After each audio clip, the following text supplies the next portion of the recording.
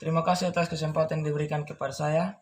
Saya Christophorus Domong Hurami akan mempresentasikan perkembangan kemampuan gerak dan minat melakukan aktivitas fisik. Yang pertama, perkembangan koordinasi gerak. Koordinasi adalah kemampuan untuk mengontrol gerakan tubuh. Seseorang dikatakan koordinasinya baik apabila ia mampu bergerak dengan mudah, lancar dalam rangkaian gerakannya, serta iramanya terkontrol dengan baik.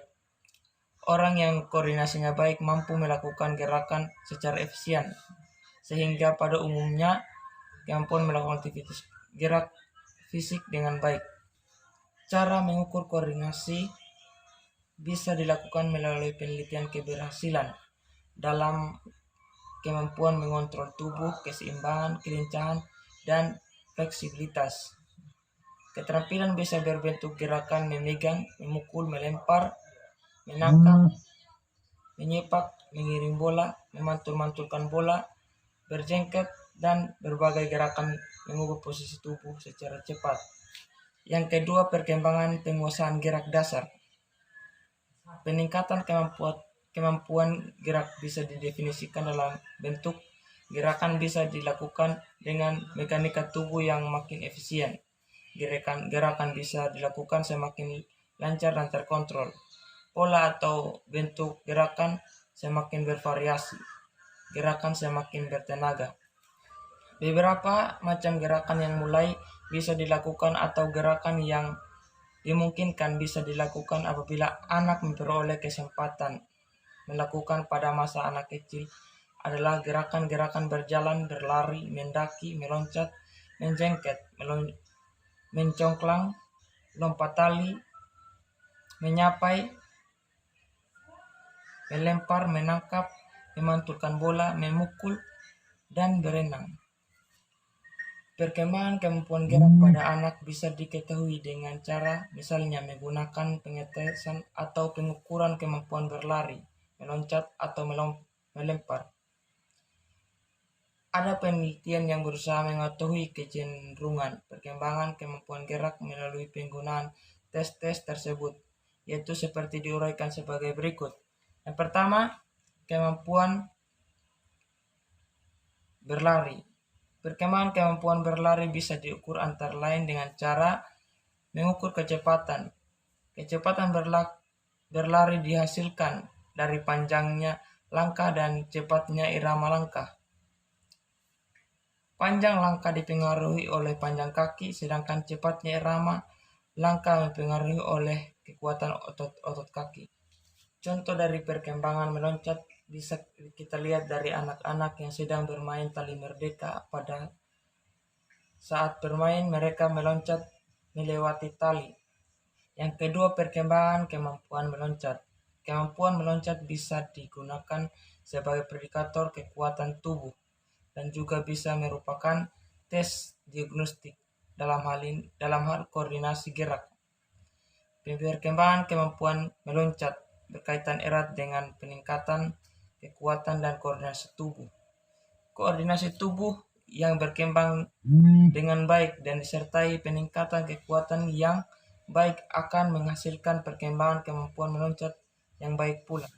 Yang ketiga, perkembangan kemampuan melempar. Perkembangan kemampuan melempar yang terjadi pada anak besar. Seperti halnya perkembangan kemampuan gerak lainnya, meliputi dua aspek perkembangan, yaitu perkembangan yang bersifat kuantitatif dan yang bersifat kualitatif. Perkembangan yang bersifat kuantitatif yaitu anak semakin jauh kemampuan melemparnya, dan yang bersifat kualitatif yaitu kualitas gerakan melemparnya semakin baik atau semakin efisien. Kemampuan melempar bisa dinilai dengan cara mengukur jauhnya lemparan menggunakan bola dengan beberapa ukuran.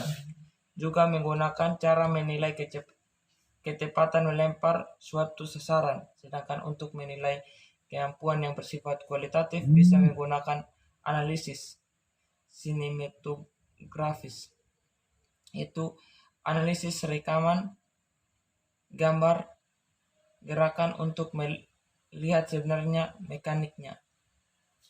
Perkembangan kemampuan melempar terjadi sejalan dengan pertumbuhan fisik anak, terutama dalam pertumbuhan lengan dan bahu, karena kecenderungan pertumbuhan lengan dan bahu mulai berbeda antara anak laki-laki dan anak perempuan. Pada masa anak besar, maka perbedaan kemampuan melemparnya pun menjadi semakin besar. Bentuk pertumbuhan lengan dan bahu anak laki-laki lebih menguntungkan terhadap perkembangan lemparan. Yang terakhir, minat melakukan aktivitas fisik. Minat untuk melakukan aktivitas fisik sangat dipengaruhi oleh kesempatan untuk melakukan aktivitas fisik itu sendiri. Apabila sejak kecil fisik, maka minat untuk melakukan aktivitas itu akan tidak berkembang. Sebaliknya, apabila kesempatan diberikan dengan cukup, maka minat melakukan aktivitas fisik menjadi berkembang. Minat terhadap aktivitas fisik pada umumnya dan aktivitas olahraga pada khususnya sangat dipengaruhi oleh lingkungan keluarganya. Dalam hal ini peran orang tuanya atau orang dewasa dalam keluarga sangat besar. Apabila orang tuanya gemar atau bisa melakukan olahraga, maka anak-anaknya akan tumbuh minatnya berolahraga. Tetapi dengan catatan apabila orang tuanya juga memberi kesempatan dan memberi fasilitas untuk berolahraga kepada anak-anaknya. Hanya ini presentasi dari saya. Sekian dan terima kasih.